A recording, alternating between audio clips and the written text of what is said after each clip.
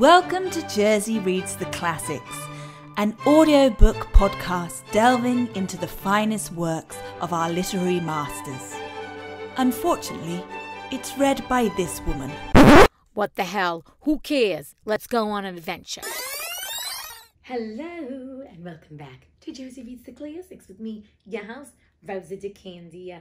Well, my friends, thank you for joining me again if you are back for the second part and the conclusion of The Legend of Sleepy Hollow. Because as we had in the last episode, it was not the most exciting book. I gotta be honest. I'm sorry.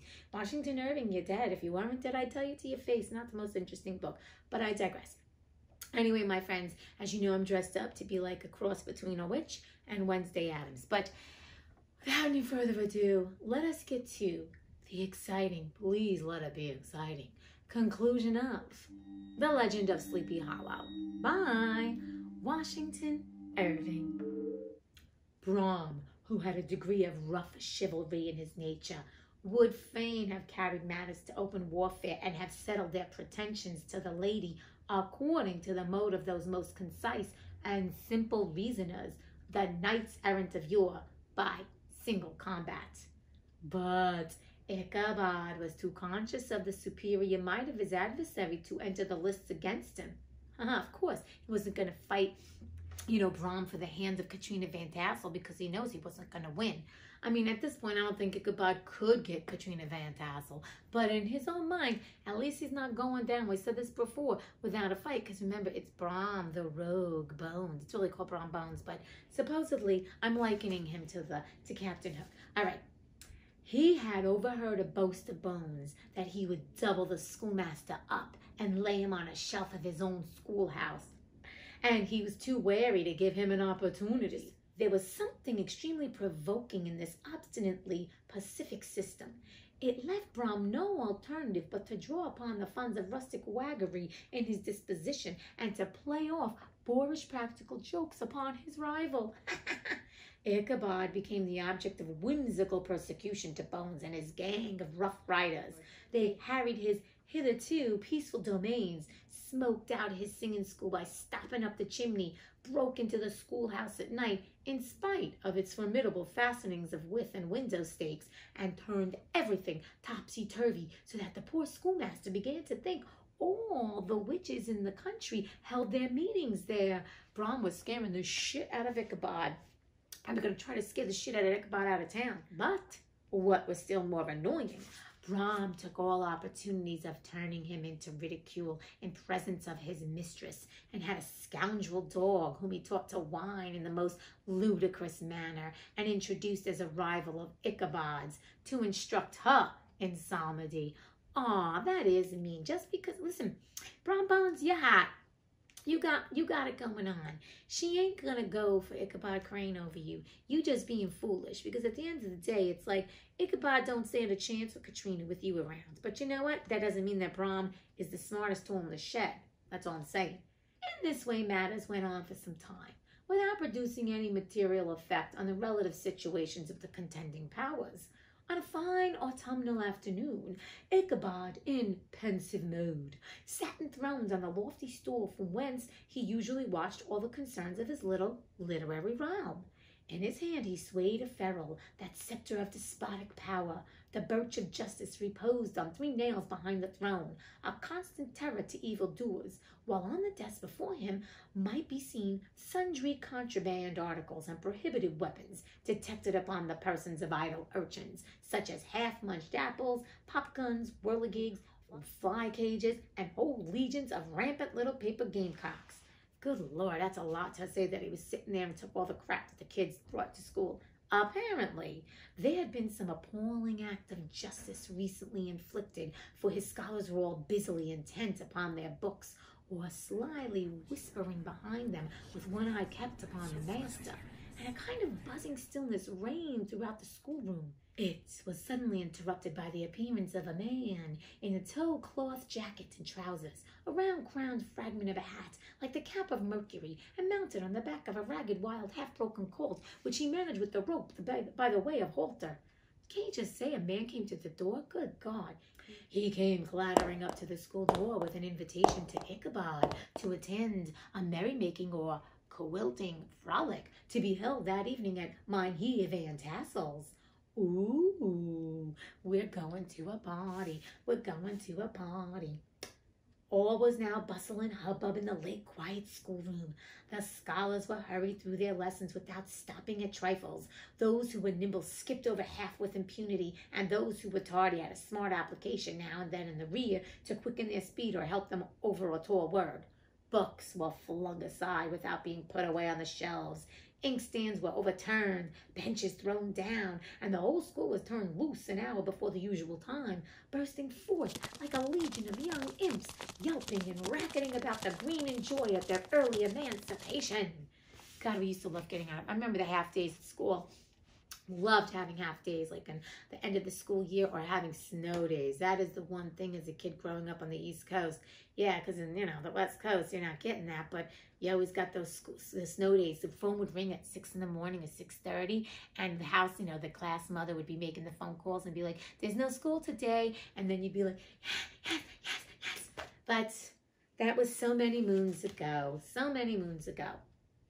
The gallant Ichabod now spent at least an extra half hour at his toilet, brushing and furbishing up his best, and indeed only suit of rusty black, and arranging his locks by a bit of broken-looking glass that hung up in the schoolhouse, that he might make his appearance before his mistress in the true style of a cavalier. He borrowed a horse from the farmer with whom he was domiciliated. Oh, Gaval, that he lived with. Good God, domiciled? A choleric old Dutchman of the name of Hans Van Ripper, and thus gallantly mounted, issued forth like a knight-errant in quest of adventures. He's taking his little horse and going on to the party. But it is meet I should, in the true spirit of romantic story, give some account of the looks and equipments of my hero and his steed. Oh, here we go. We're going to spend an hour and a half hearing about how Ichabod looks and what his horse looks like. The animal he bestrode was a broken-down plow horse that had outlived almost everything but his viciousness. He was gaunt and shagged with an ewe neck and a head like a hammer. His rusty mane and tail were tangled and knotted with burrs. One eye had lost its pupil and was glaring and spectral, but the other had the gleam of a genuine devil in it. Oh, Gavolt! Still, he must have had fire and metal in his day, if we may judge from the name he bore of Gunpowder. Oh, so he's not a very nice horse, but he's looking a little bit in Italian would say chapit, which is broken down. But he's going to get Ichabod to where Ichabod needs to be. Once again, Ichabod does not stand a chance with Katrina Van Tassel, but I like how he's not giving up. He's not giving up. He's working with what he's got. You see? He had, in fact, been a favorite steed of his master's, the choleric Van Ripper, who was a furious rider and had infused, very probably, some of his own spirit into the animal. For, old and broken down as he looked, there was more of the lurking devil in him than in any young filly in the country. Ichabod was a suitable figure for such a steed. He rode with short stirrups, which brought his knees nearly up to the pommel of the saddle. His sharp elbows stuck out like grasshoppers. He carried his whip perpendicularly in his hand, like a scepter, and as his horse jogged on, the motion of his arms was not unlike the flapping of a pair of wings. So he was like, a small wool hat rested on the top of his nose, for so his scanty strip of forehead might be called, and the skirts of his black coat flooded out almost to the horse's tail. Such was the appearance of Ichabod and his steed as they shambled out of the gate of Hans Van Ripper, and it was altogether such an apparition as is seldom to be met within broad daylight. It was, as I have said, a fine autumnal day. I love the autumn. Autumn and fall is my favorite season. Then comes spring, and you're probably saying, but you live in the West Coast, live on the West Coast. How can you love autumn? I mean, listen, you're right. The autumn here, there really isn't one. But I also don't like the winter. So I'll skip over to autumn to not live in winter. Does that make sense? That's the way I look at it. But the weather in California is beautiful, though. Right now, it's been very hot for too many days. Sorry. Global warming, hello. The sky was clear and serene, and nature wore that rich and golden livery which we always associate with the idea of abundance. That is beautiful. I mean, that is a beautiful statement. The forest had put on their sober brown and yellow, while some trees of the tenderer kind had been nipped by the frost into brilliant dyes of orange, purple, and scarlet. Oh, scarlet! Streaming files of wild ducks began to make their appearance high in the air. The bark of the squirrel might be heard from the groves of beech. I didn't know squirrels could bark. And hickory nuts, and the pensive whistle of the quail at intervals from the neighboring stubble field. Here we go again. There's a lot of details. It's all in the details. They say it's all in the details. Okay, thank you, Washington Irving. Okay. Oh, I think when he meant the bark of the squirrel might be heard from the groves. Oh, the hickory nuts. Okay. The small birds were taking their farewell banquets.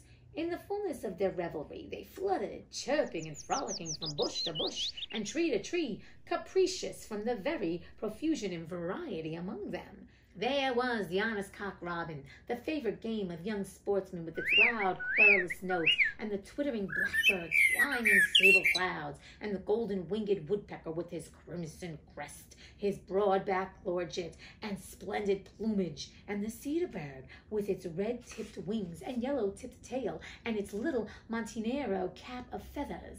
Oh, how we got, I mean, like, he's going on. And the blue jay, that noisy coxcomb in his gay light blue coat and white underclothes, screaming and chattering, nodding and bobbing and bowing and pretending to be on good terms with every songster of the grove.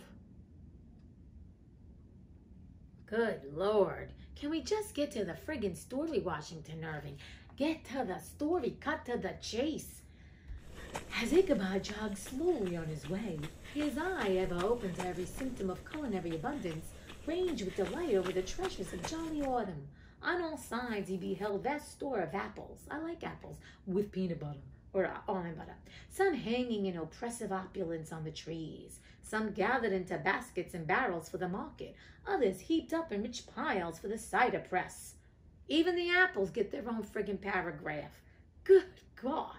Farther on he beheld great fields of Indian corn, with its golden ears peeping from their leafy coverts, and holding out the promise of cakes and hasty pudding, and the yellow pumpkins lying beneath them, turning up their fair round bellies to the sun, and giving ample prospects of the most luxurious of pies. I love pumpkin pie. I also love sweet potato pie. Okay, where were we? I know, my mouth is watering. Thank God. Thanksgiving is coming up. Even though we're still like, you can't get together with a lot of people, I'm just saying, get yourself a damn pumpkin pie or a sweet potato pie, sit your ass down and eat that for your meal. That's all I'm saying. That's all I'm saying, and maybe that's all I'm doing. I'm not going to do that, but with a little bit of Cool Whip. I used to love to eat Cool Whip out of the can. I don't eat that stuff anymore, but I will have a pumpkin pie. I don't care. It's a holiday. I don't care what anybody says, even though I don't like Thanksgiving because it's based on a lie. We're not going to get on it. Okay, we're just not even going to get on it. Okay, where were we?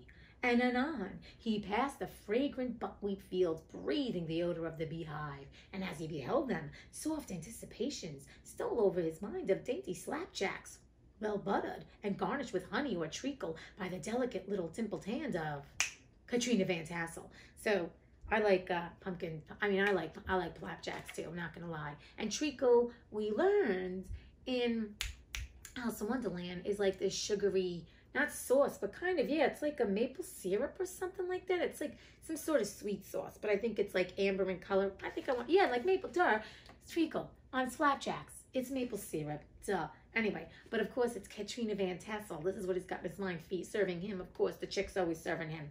Thus, feeding his mind with many sweet thoughts and sugared suppositions. He journeyed along the sides of a range of hills which look out upon some of the goodliest scenes of the mighty Hudson. The sun gradually wheeled his broad disk down in the west. The wide bosom of the Tappan Zee lay motionless and glassy, excepting that here and there a gentle undulation waved and prolonged the blue shadow of the distant mountain. A few amber clouds floated in the sky without a breath of air to move them. The horizon was of a fine golden tint, changing gradually into a pure apple green, and from that into the deep blue of the mid-heaven. A slanting ray lingered on the woody crests of the precipices that overhung some parts of the river, giving greater depth to the dark gray and purple of their rocky sides. A sloop was loitering in the distance, dropping slowly down with the tide, her sail hanging uselessly against the mast. And As the reflection of the sky gleamed along the still water, it seemed as if the vessel was suspended in the air. Chomp on that. Now, there's some definite details there. I'm hoping that's the beauty of books. They dictate, but then you get to imagine what you see. And he's quite verbose and he's quite detailed. So good on you, Washington Irving. It was toward evening that Ichabod arrived at the castle of Heer Van Tassel, which he found thronged with the pride and flower of the adjacent country. Old farmers, a spare leathern-faced race in homespun coats and breeches, blue stockings, huge shoes, and magnificent pewter buckles. Their brisk, withered little dames, in close-crimped caps, long-waisted short gowns, homespun petticoats with scissors and pincushions and gay calico pockets hanging on the outside. Buxom lasses, hello, buxom lasses, almost as antiquated as their mothers, excepting wear a straw hat, a fine ribbon, or perhaps a white frock, gave symptoms of city innovation. The sons, in short, square-skirted coats with rows of stupendous brass buttons, and their hair generally queued in the fashion of the times, especially if they could procure an eel skin for the purpose, it being esteemed throughout the country as a potent nourisher and strengthener of the hair. Ew, remember they mentioned eel pot in the beginning? I guess they used eel for everything. Ooh, for the hair. Brom Bones, however, was the hero of the scene, having come to the gathering on his favorite steed, Daredevil, a creature like himself, full of mettle and mischief, and which no one but himself could manage. He was, in fact, noted for preferring vicious animals, given to all kinds of tricks which kept the rider in constant risk of his neck, for he held a tractable, well-broken horses unworthy of a lad of spirits. So Brom Bones also is a man of danger. That's why his horse is named Daredevil. So we got gunpowder and danger. Daredevil, which he calls danger. Danger, Will Robinson, danger. Fain would I pause to dwell upon the world of charms that burst upon the enraptured gaze of my hero as he entered the state parlor of Van Tassel's mansion. Not those of the bevy of buxom lasses with their luxurious display of red and white. I'm saying red lips and white bosoms, but the ample charms of a genuine Dutch country tea table in the sumptuous time of autumn. Such heaped up platters of cakes of various and almost indescribable kinds known only to experienced Dutch housewives. I have a feeling we are going to be told of all these wonderful treats. So here we go for the description now, because now Ichabod is happy to be looking on the table of a lot of desserts. There was the doty donut and the crisp and crumbling cruller, sweet cakes and short, I love corellas, I forget, and short cakes, ginger cakes, and honey cakes, and the whole family of cakes. And then there were apple pies, and peach pies, and pumpkin pies, besides slices of ham and smoked beef, and moreover, delectable dishes of preserved plums, and peaches, and pears, and quinces, not to mention broiled shad and roasted chickens together with bowls of milk and cream, all mingled higgledy-piggledy, pretty much as I have enumerated them, with the motherly teapot sending up its clouds of vapor from the midst. Heaven bless the mark. Ooh. It really is higgledy-piggledy. Oh, good Lord. So now we know there's a lot of food there. There's just a lot of food. Okay, I want breath and time to discuss this banquet as it deserves. No, please, don't keep going on. And am too eager to get on with my story. There we go. Let's go to the story. Happily, Ichabod Crane was not in so great a hurry as his historian, but did ample justice to every dainty. Yeah, let's move on. We know Ichabod's going to eat all the food. He's going to try to get Katrina Van Tassel. Let's hear the story. Please, can we get to the legend of Sleepy Hollow? It was a kind and thankful toad, whose heart dilated in proportion as his skin was filled with good cheer, and whose spirits rose with eating as some men's do with drink. He could not help, too, rolling his large green eyes round him as he ate, and chuckling with the possibility that he might one day be lord of all this scene of almost unimaginable luxury and splendor. He's already thinking he's going to get Katrina Van Tassel. See, he's thinking big, kids. He's thinking big. Then he thought how soon he'd turn his back upon the old schoolhouse, snap his fingers in the face of Hand Ripper and every other patron, and kick any itinerant pedagogue out of doors that you dare call him comrade. Oh, look at him. He's already thinking he's all high and mighty, and he don't even have a hand in marriage. Also, it's not good. It's not good to do that.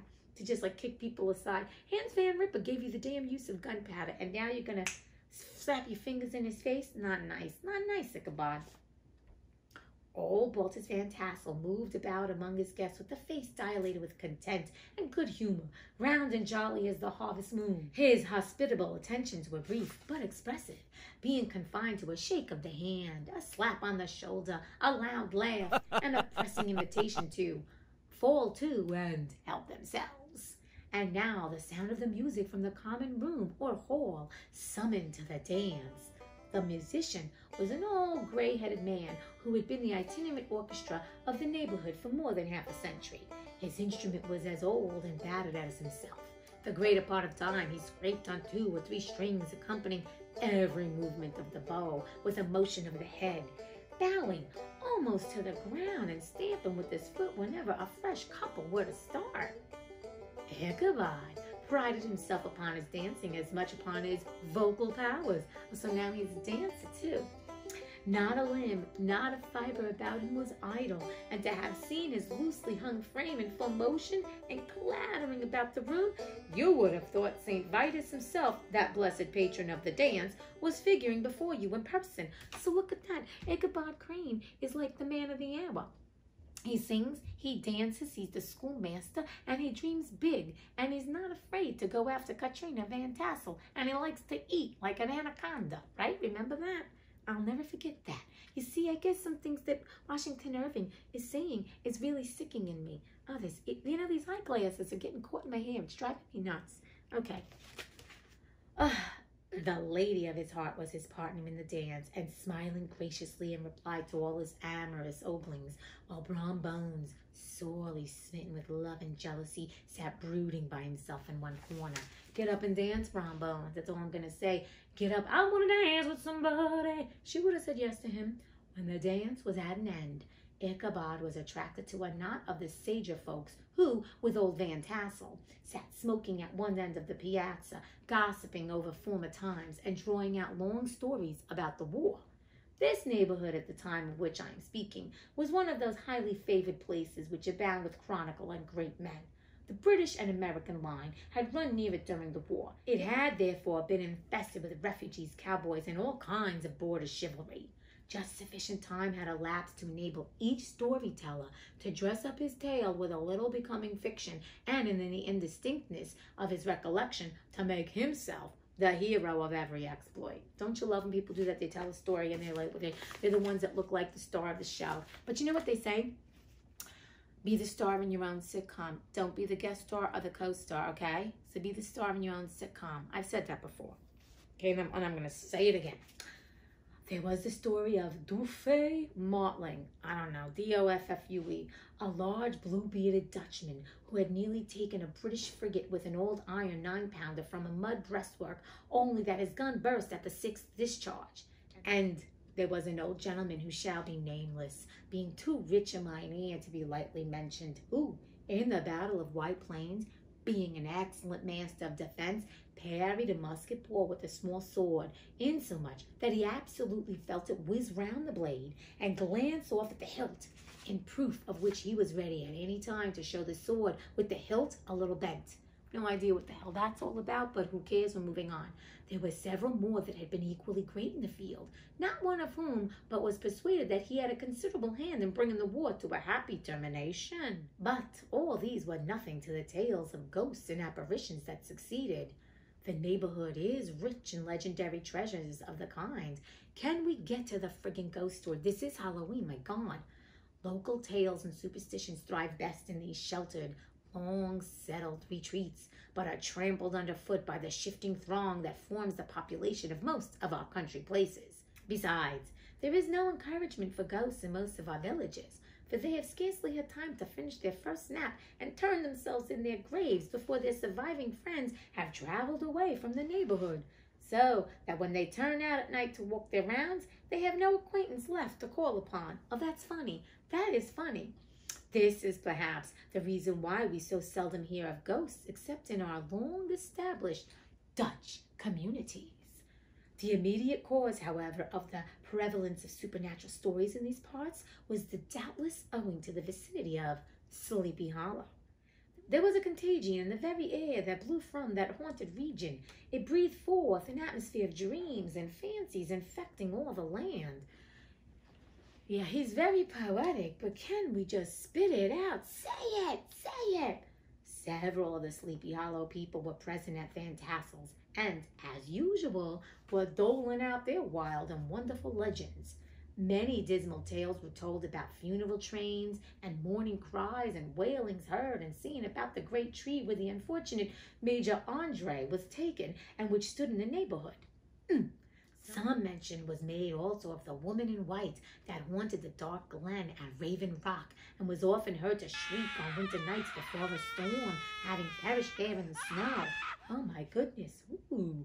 The chief part of the stories, however, turned upon the favorite specter of Sleepy Hollow, the Headless Horseman, who had been heard several times of late patrolling the country, and, it was said, tethered his horse nightly among the graves in the churchyard.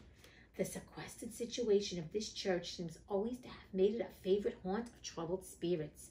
It stands on a knoll, surrounded by locust trees and lofty elms, from among which its decent whitewashed walls shine modestly forth like Christian purity beaming through the shades of retirements.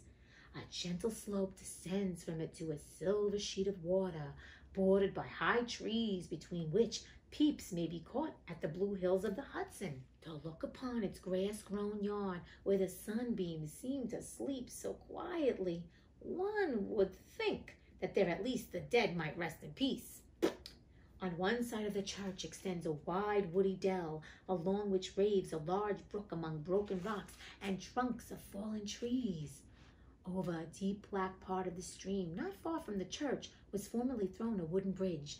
The road that led to it and the bridge itself were thickly shaded by overhanging trees, which cast a gloom about it even in the daytime, but occasioned a fearful darkness at night. Such was one of the favorite haunts of the Headless Horseman, and the place where he was most frequently encountered. The tale was told of old Brower, a most heretical disbeliever in ghosts, how he met the horseman returning from his foray into Sleepy Hollow and was obliged to get up behind him. How they galloped over bush and brake, over hill and swamp, until they reached the bridge, when the horseman suddenly turned into a skeleton, threw old Brower into the brook, and sprang away over the treetop with a clap of thunder.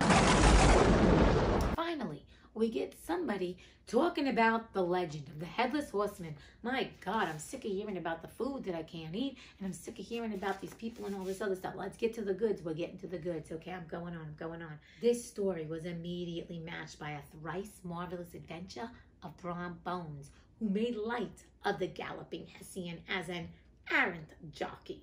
He affirmed that on returning one night from the neighboring village of Sing Sing, he had been overtaken by this midnight trooper, that he had offered to race with him for a bowl of punch, and should have won it too.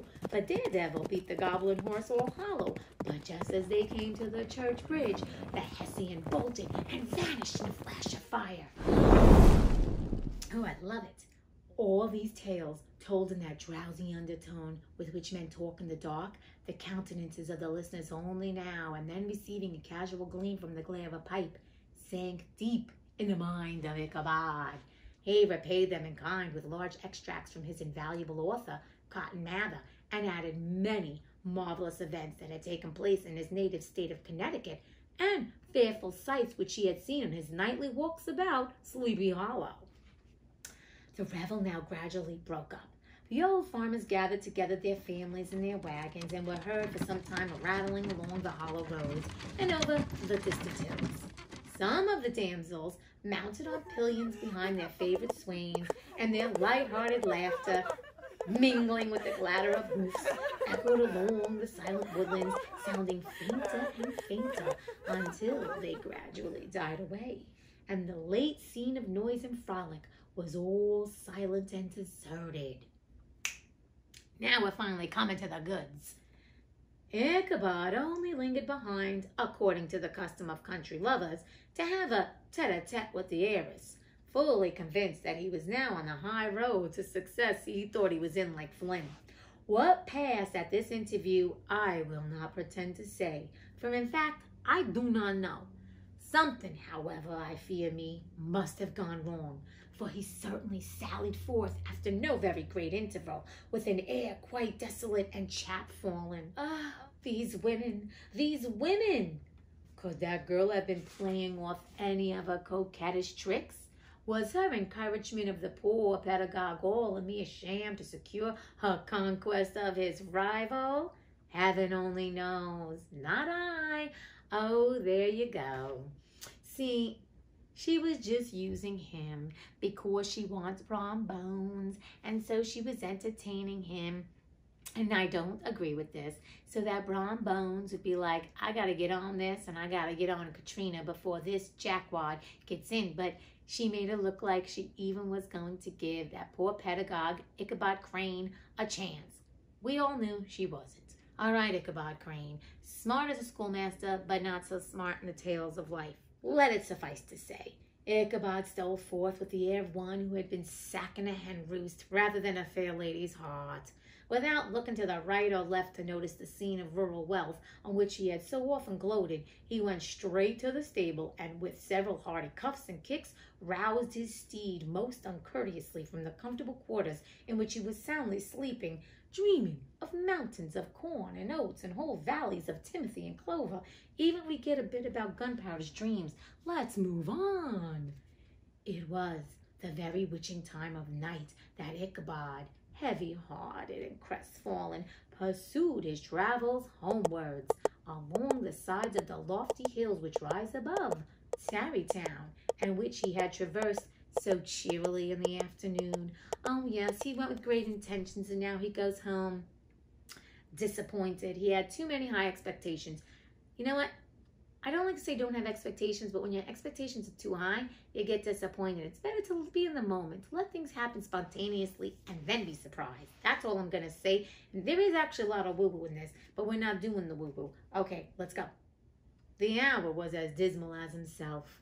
Far below him, the Tappan Zee spread its dusky and indistinct waste of waters, with here and there the tall mast of a sloop, riding quietly at anchor under the land. In the dead hush of midnight, he could even hear the barking of the watchdog from the opposite shore of the Hudson, but it was so vague and faint as only to give an idea of his distance from this faithful companion of a man. Now and then, too, the long-drawn crowing of a cock, accidentally awakened, would sound far, far off from some farmhouse away among the hills. But it was like a dreaming sound in his ear.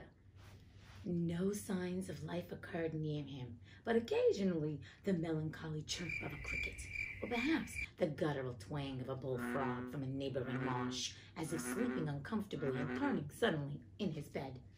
All the stories of ghosts and goblins that he had heard in the afternoon now came crowding upon his recollection. Oh, here we go. Now everything is coming. The night grew darker and darker. The stars seemed to sink deeper in the sky, and driving clouds occasionally hid them from his sight. He had never felt so lonely and dismal. He was, moreover, approaching the very place where many of the scenes of the ghost stories had been laid. In the center of the road stood an enormous tulip tree, which towered like a giant above all the other trees of the neighborhood, and formed a kind of landmark. Its limbs were gnarled and fantastic, large enough to form trunks for ordinary trees, twisting down almost to the earth and rising again into the air. It was connected with the tragical story of the unfortunate Andre, who had been taken prisoner hard by and was universally known by the name of Major Andre's tree. Oh, Major Andre had that terrible story, but he's got a tree named after him, even though it's a terrible tree. The common people regarded it with a mixture of respect and superstition, partly out of sympathy for the fate of its ill-starred namesake, and partly from the tales of strange sights and doleful lamentations told concerning it. Oh, good Lord, this whole area seems to be spooky. There's like nothing good going on there. As Ichabod approached this fearful tree, he began to whistle. He thought his whistle was answered. It was but a blast sweeping sharply through the dry branches. As he approached a little nearer, he thought he saw something white hanging in the midst of the tree. He paused and ceased whistling, but on looking more narrowly, perceived that it was a place where the tree had been scathed by lightning and the white wood laid bare.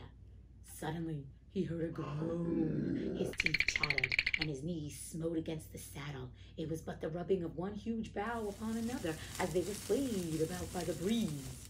He passed the tree in safety, but new perils lay before him. About 200 yards from the tree, a small brook crossed the road and ran into a marshy and thickly wooded glen known by the name of Wiley's Swamp. A few rough logs laid side by side served for a bridge over the stream. On that side of the road where the brook entered the wood, a group of oaks and chestnuts matted thick with wild grapevines threw a cavernous gloom over it. Can you picture it, people? Man, all this description, you better be picturing it, okay? Right, because all these trees are making like a cave over that little stream thing, okay? To pass this bridge was the severest trial. It was at this identical spot that the unfortunate Andre was captured, and under the covert of those chestnuts and vines were the sturdy yeomen concealed who surprised him. This has ever since been considered a haunted stream, and fearful are the feelings of the schoolboy who has to pass it alone after dark. As he approached the stream, his heart began to thump. He summoned up, however, all his resolution, gave his horse half a score of kicks in the ribs, and attempted to dash briskly across the bridge. But instead of starting forward, the perverse old animal made a lateral movement and ran broadside against the fence. Ichabod, whose fears increased with the delay, jerked the reins on the other side and kicked lustily with the contrary foot. It was all in vain. His steed started, it is true, but it was only to plunge on the opposite side of the road into a thicket of brambles and alder bushes. The schoolmaster now was bestowed both whip and heel upon the starveling's ribs of old Gunpowder, who dashed forward, snuffling and snoring. Jesus Christ, old Gunpowder is also spooked. That's what's going on here. Gunpowder's like, what the hell is going on? I'm getting out of here, because you know animals sense everything. But came to a stand just by the bridge with a suddenness that had nearly sent his rider sprawling over his head. Oh shit. Just as this moment, a plashy tramp by the side of the bridge caught the sensitive ear of Ichabod. In the dark shadow of the grove, on the margin of the brook, he beheld something huge, misshapen, and towering. It stirred not, but seemed gathered up in the gloom, like some gigantic monster ready to spring upon the traveler. The hair of the affrighted pedagogue rose upon his head with terror. What was to be done? To turn and fly was now too late, and besides, what chance was there of escaping ghost or goblin, if such it was, which could ride upon the wings of the wind? Summoning up, therefore, a show of courage, he demanded, in stammering accents, "Who are you?" He received no reply. He repeated his demand in a still more agitated voice. Still, there was no answer. Once again, he cudgeled the sides of the inflexible Gunpowder, and shutting his eyes, broke forth with involuntary fervor into a psalm tune. Just then, the shadowy object of alarm put itself in motion, and with a scramble and a bound stood at once in the middle of the road. Though the night was dark and dismal, yet the form of the unknown might now in some degree be ascertained.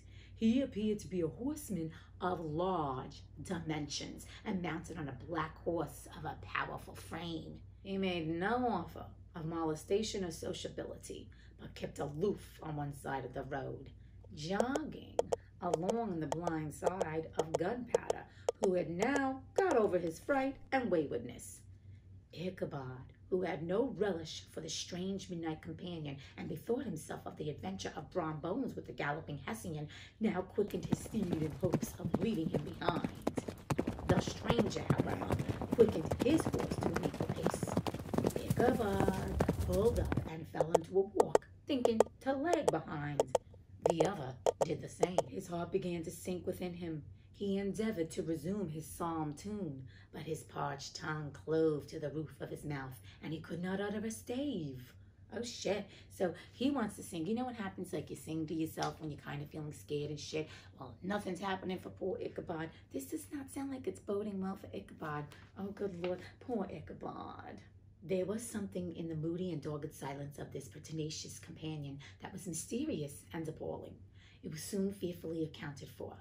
On mounting a rising ground, which brought the figure of his fellow traveler in relief against the sky, gigantic in height and muffled in a cloak, Ichabod was horror-struck on perceiving that he was headless. But his horror was still more increased on observing that the head, which should have rested on his shoulders, was carried before him on the pommel of his saddle. His terror rose to desperation. He rained a shower of kicks and blows upon Gunpowder, hoping by a sudden movement to give his companion the slip. But the spectre started full jump with him. Away then, they dashed through the thick and thin, stones flying and sparks flashing at every bound. Ichabod's flimsy garments fluttered in the air as he stretched his long, lank body away over his horse's head in the eagerness of his flight. Ooh, we're getting on with this. See, this is what we're talking about. We just had to get to page 43 to finally get to this stuff. They had now reached the road which turned off to Sleepy Hollow. But Gunpowder, who seemed possessed with a demon, instead of keeping up it, made an opposite turn and plunged headlong down to the left. This road leads through a sandy hollow, shaded by trees for about a quarter of a mile, where it crosses the bridge famous in the goblin story, and just beyond the swells, the green knoll on which stands the whitewashed church. Okay, so now Gunpowder is spooked to shit, and Gunpowder's like, we getting out of here, mofo. We're gonna get the hell out of town. Gunpowder's like, I didn't sign up for this shit. I signed up to take you to a damn party, and now I'm going through all this crap, and I gotta see the frickin' headless horseman. Are you frickin' kidding me? Are you frickin' kidding me? As yet, the panic of the steed had given his unskillful rider an apparent advantage in the chase, but just as he had got halfway through the hollow, the girths of the saddle, of course, gave way, and he felt it slipping from under him. Just at that moment, the saddle breaks down. You know, when you can't get even more shittier luck, you get shittier luck. And he felt it slipping from under him. He seized it by the pommel and endeavored to hold it firm, but in vain, and had just time to save himself by clasping old Gunpowder round the neck when the saddle fell to the earth, and he heard it trampled underfoot by his pursuer. For a moment, the terror of Hans Van Ripper's wrath passed across his mind, for it was his Sunday saddle. But this was no time for petty fears. The goblin was hard on his haunches, and, unskillful rider that he was, he had much ado to maintain his seat, sometimes slipping on one side, sometimes on another, and sometimes jolted on the high ridge of his horse's backbone with a violence that he verily feared would cleave him asunder. Good God. There's a lot of build up here. This is like we're building up to the climax. An opening in the trees now cheered him with the hopes that the church bridge was at hand. The wavering reflection of a silver star in the bosom of the brook told him that he was not mistaken. He saw the walls of the church dimly glaring under the trees beyond. He recollected the place where Brum Bones' ghostly competitor had disappeared. If I can but reach that bridge, thought Ichabod, I am safe. Just then he heard the black steed panting and blowing close behind him. He even fancied that he felt his hot breath. Another convulsive kick in the ribs, and the old Gunpowder sprang upon the bridge. He thundered over the resounding planks. He gained the opposite side, and now Ichabod cast a look behind to see if his pursuer should vanish, according to rule, in a flash of fire and brimstone. Just then, he saw the goblin rising in his stirrups, and in the very act of hurling his head at him. Oh, shit. It's like taking a frickin' football. Ichabod endeavored to dodge the horrible missile, but too late. It encountered his cranium with a tremendous crash. He was tumbled headlong into the dust, and Gunpowder, the black steed, and the goblin rider passed by like a whirlwind. Oh, Gunpowder's like, peace out, bitch. You on your own. He's like, you know what? You dragged me through this. I have to endeavor all this with you. Peace out. Not my fault you got hit with somebody's head. Okay? And do they say 2 heads are better than 1? I wonder. The next morning, the old horse was found without his saddle and with the bridle under his feet, soberly cropping the grass at his master's gate. Ichabod did not make his appearance at breakfast. Dinner hour came, but no Ichabod. The boys assembled at the schoolhouse and strolled idly about the banks of the brook. But no schoolmaster. Hans Van Ripper now began to feel some uneasiness about the fate of poor Ichabod and his saddle. An inquiry was set on foot, and after diligent investigation, they came upon his traces. In one part of the road leading to the church was found the saddle trampled in the dirt. The tracks of the horse's hoofs, deeply dented in the road, and evidently at furious speed, were traced to the bridge, beyond which, on the bank of a broad part of the brook, where the water ran deep and black, was found the hat of the unfortunate Ichabod, and close beside it, a shattered pumpkin. Oh my God, someone threw a pumpkin at his head. The brook was searched, but the body of the schoolmaster was not to be discovered. Hans Van Ripper, as executor of his estate, examined the bundle which contained all his worldly effects. Yeah, he's got that little handkerchief, remember? They consisted of 2 shirts and a half, 2 stocks for the neck, a pair of 2 of worsted stockings, an old pair of corduroy small clothes, a rusty razor, a book of psalm tunes full of dog's ears, and a broken pitch pipe. As to the books and furniture of the schoolhouse, they belonged to the community, excepting Cotton Mather's History of Witchcraft, a New England almanac, and a book of dreams and fortune-telling, in which last was a sheet of foolscap, much scribbled and blotted in several fruitless attempts to make a copy of verses in honor of the heiress of Van Tassel. Oh, so now Ichabod's got, what do you call that? He's got love letters or poems or odes that he had written to Katrina Van Tassel. And now everybody's going to see that shit. Oh, Ichabod. Oh, poor Ichabod. Where did you go? There's no body. It'd be funny if there was no body and then he becomes the galloping Ichabod Crane.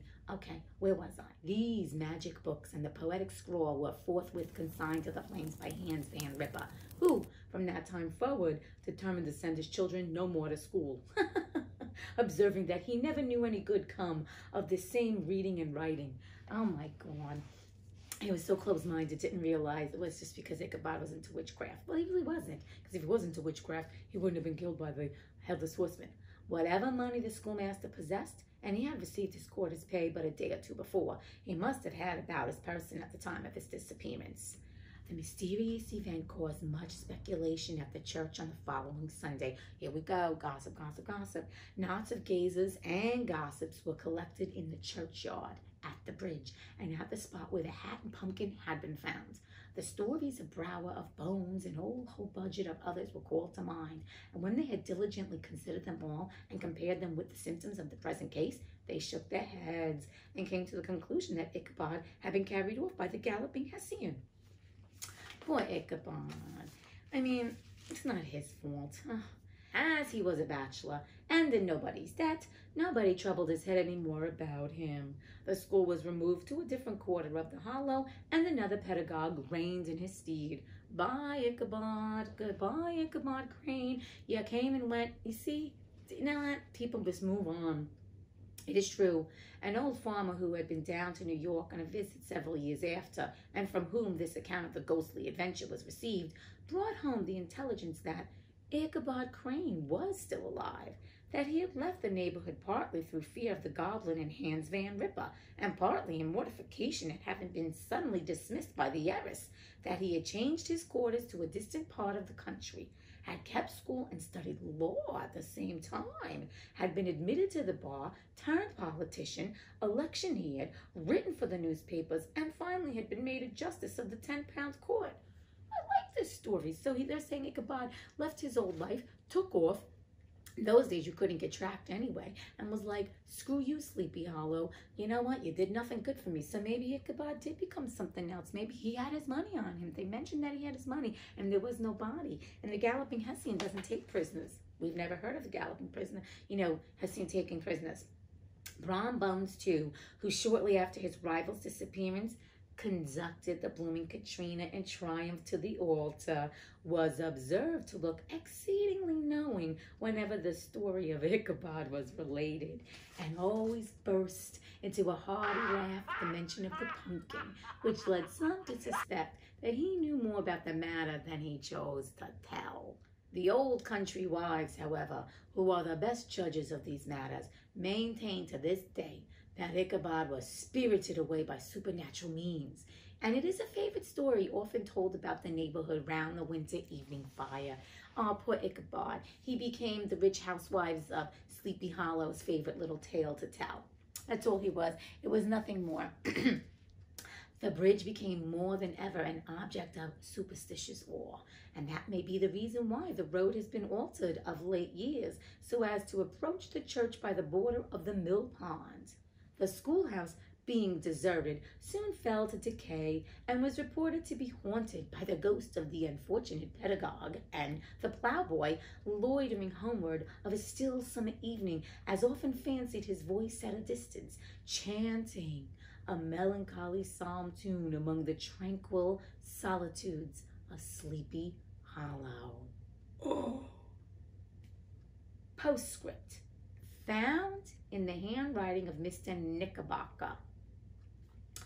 The preceding tale is given almost in the precise words in which I heard it related at a corporation meeting at the ancient city of Manhattoes. Hello, Manhattan. Hello, New York. At which were present many of its sagest and most illustrious burghers. The narrator was a pleasant, shabby, gentlemanly old fella in pepper and salt clothes, with a sadly humorous face, and one whom I strongly suspected of being poor. He made such efforts to be entertaining. Are you seeing that? See, it's the classism. We have such classism in this country, all over the world. When his story was concluded, there was much laughter and approbation, particularly from 2 or 3 deputy aldermen, who had been asleep the greater part of the time. There was, however, one tall, dry-looking old gentleman with beetling eyebrows, who maintained a grave and rather severe face throughout, now and then folding his arms, inclining his head, and looking down upon the floor as if turning a doubt over in his mind. He was one of your wary men, who never laugh but upon good grounds when they have reason and law on their side. When the mirth of the rest of the company had subsided and silence was restored, he leaned one arm on the elbow of his chair, and sticking the other akimbo, demanded, with a slight but exceedingly sage motion of the head and contraction of the brow, what was the moral of the story, and what it went to prove.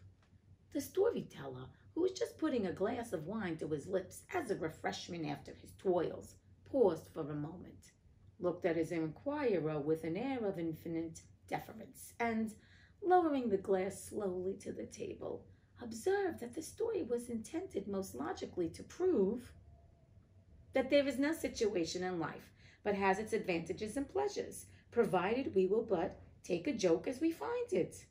That, therefore, he that runs races with goblin troopers is likely to have rough riding of it. Ergo, for a country schoolmaster to be refused the hand of a Dutch heiress is a certain step to his high preferment in the state. The cautious old gentleman knit his brows tenfold closer after this explanation, being sorely puzzled by the ratiocination of the syllogism, while, methought, the one in pepper and salt eyed him with something of a triumphant leer. At length he observed that all this was very well, but still he thought the story a little on the extravagant. There were 1 or 2 points on which he had his doubts. Faith, sir, replied the storyteller, as to that matter, I don't believe one half of it myself. D.K. The end. Okay. Well, I'm just going to say this. I do like this stuff that was exciting with the horse and gunpowder and all that crap. But the rest is a story, even this letter at the end. Okay, was that dry old gentleman that was tall Ichabod Crane? Wouldn't that be hysterical? Yeah, how do I feel about this book? I'm not gonna lie, it was not the most interesting book. It took a long time, a lot of exposition to get to the scary shit. The scary shit was good. I'm not gonna lie, I do like that his description works. I mean, I know it's a classic Halloween tale. I tried to make it as interesting as possible. So, in closing, I kind of feel like Ichabod Crane, even though it's a fake story, I like to think that he just took off and was like, screw this. You know what? Katrina Van Tassel, she's not giving me what I need. And what am I sticking around here for? He had his money. He's like, get the frig out of town. Because you know what? He probably figured it was Brom Bones. He probably, by the light of day, was like, that was Brom Bones. And now I'm never going to get Katrina Van Tassel. I'm going to keep getting harassed. Screw this. I'm getting out of here. Anyway, that was the story. I hope you enjoyed it. And You know what? I know that this Halloween is not going to be a regular Halloween like we're all so used to, but we will putter through the best we can. And I hope you enjoyed this two-parter of The Legend of Sleepy Hollow by Washington Irving. I'm sending you tons of light and love and peace and joy and bliss, and I hope you're staying healthy and safe and sane, and also that you're staying in the flow, staying in the glow, and staying in the know. And my friends, next week begins another tale. But guess what we are going to be doing? I will let you in now. Yes, next week is November, so what I figured we're gonna do is a holiday story from November to December. And what is the most famous holiday story that's a free public domain? A Christmas Carol by Charles Dickens. So there you have it. It doesn't need to be a big announcement, a big hoo-ha. I'm going to start a Christmas Carol. I do like that story. I have not read it, but I've seen all the versions. And now, haven't we all seen one version of A Christmas Carol? Yeah. So I figure, let's see how that's going to go. So my friends, once again, without any further ado, sending you light and love, and just knowing that you are well. And until we read again, happy Halloweeny. Bye.